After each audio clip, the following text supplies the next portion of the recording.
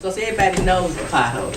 So I'm not going to go with that. All I'm saying, if you got them, let's try to fix them. And we got some money, let's try to put the money where it's the most valued and most need. Thank you, Mr. Chair. Thank you. Willa, and then the mayor. Okay. And then it'll open up to the public. I'm not really speaking in defense of this particular mayor, but So you're speaking in defense of Eleanor? no, in defense of that car. All right. It's beyond who's using the car. That car has multiple issues, and it's had multiple issues. It's a almost 7-year-old car. It's What car you talking about? 2011, the white one out there. Oh, the Durango. Yeah, it's Okay. like me and Councilor Thomas look very nice, but we're older. On the inside, we don't. Speak for yourself, right? I'm American. We have children that are 20, 30, 40 years old. So it's just like with that car. That car looks nice, but on the inside, It's another story. it couldn't make it.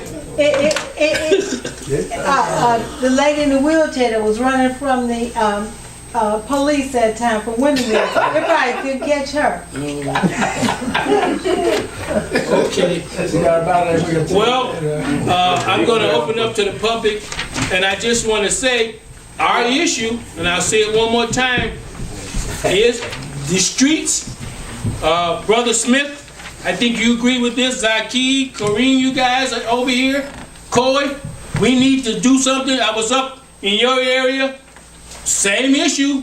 Okay, and I know former Councilman Wheeler, they tried, but it ain't about putting coal packs. We need to get this machine that really does a good job. When we had that machine up and going, it worked well.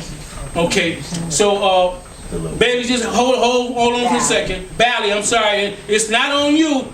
You've been at this a long time. I know you would love for these streets to be in better condition, and so is everybody in this room.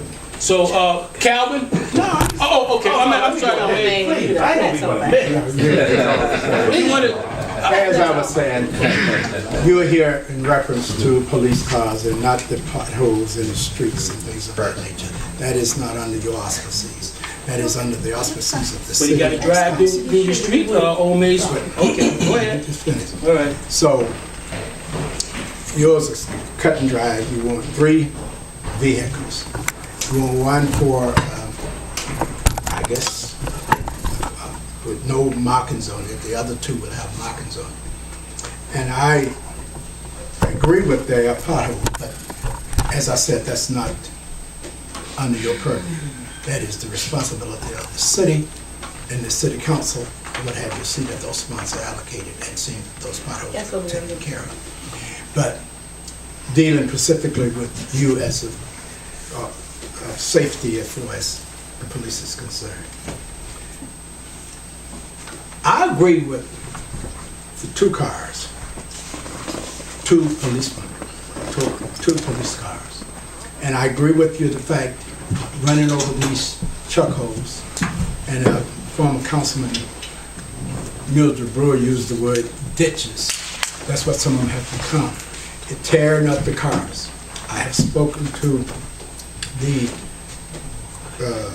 mechanic, and he's saying there are cars that are torn up or whatever the case may be. Suspension systems, And Speak up, Bally, so they can hear you. So about suspension, brakes, it's all, yes, that's not only the, it doesn't matter how often you drive the cars. That's with anyone coming throughout the city.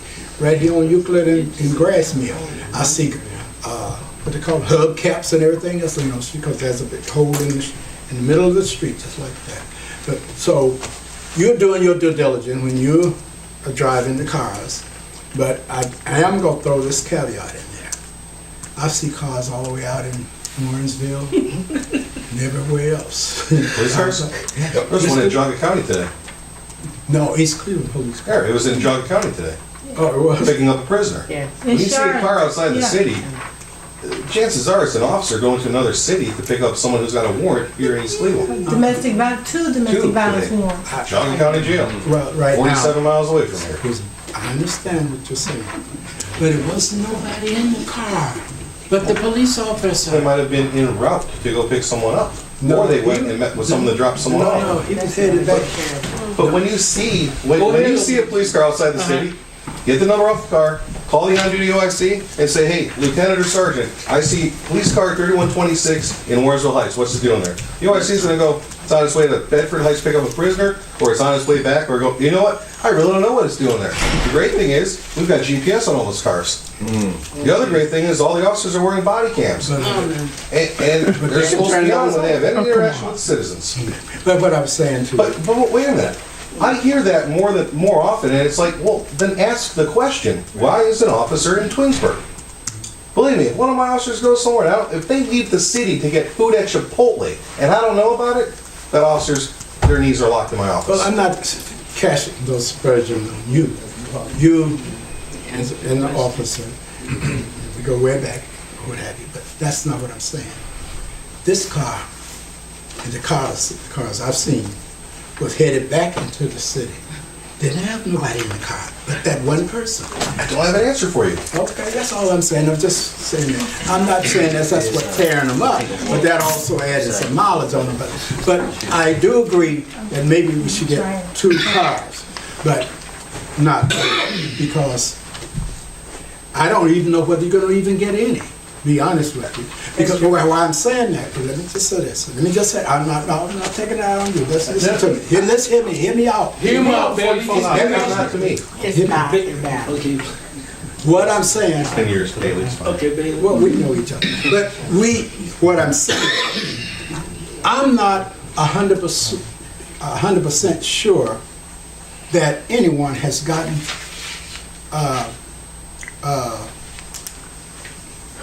a recommendation, or not a recommendation, approval of purchasing something outside of the plan that has been presented. That's not your bailiwick.